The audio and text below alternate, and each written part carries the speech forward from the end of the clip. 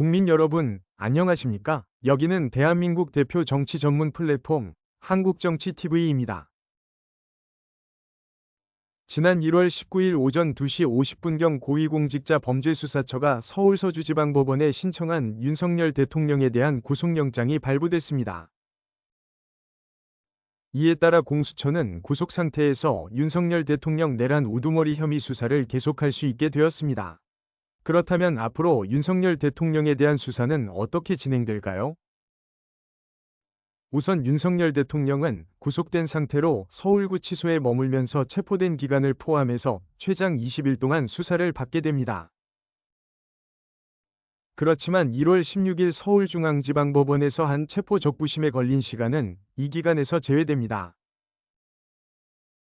윤석열 대통령은 지난 1월 15일 공수처에 체포돼 조사를 받은 뒤 그날 저녁에 서울중앙지법에 체포 적부심을 청구했으나 다음날 기각됐습니다.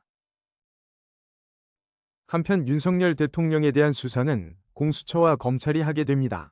현재 윤석열 대통령을 체포해 수사를 하고 있는 것은 공수처입니다. 그러나 공수처에게는 기소권이 없습니다. 따라서 공수처가 이 사건을 조사해서 검찰에 넘기고 검찰이 보강 수사를 한 뒤에 윤석열 대통령을 재판에 넘기는 기소를 해야 합니다. 이런 이유 때문에 공수처와 검찰은 21일 구속 기간을 각각 10일씩 나눠서 쓰기로 합의한 상태입니다. 따라서 공수처가 체포를 한 날인 1월 15일부터 열흘이 되는 1월 25일쯤 윤석열 대통령을 검찰에 넘길 것으로 예상됩니다. 그러나 윤석열 대통령은 1월 15일 체포된 이후 공수처는 내란 우두머리 혐의에 대한 수사권이 없다는 주장을 하면서 조사를 거부하고 있습니다. 그렇기 때문에 공수처가 구속 상태로 윤석열 대통령에 대한 수사를 계속해도 이렇다 할 성과는 기대하기 어려울 것으로 보입니다.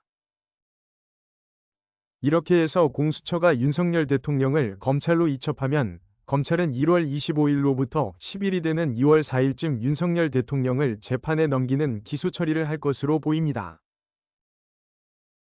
이때 검찰은 조사한 내용을 검토해서 윤석열 대통령이 구속된 상태로 재판에 넘기는 구속기소 처리를 하거나 불구속 상태로 재판에 넘기는 불구속 기소를 할 수 있습니다.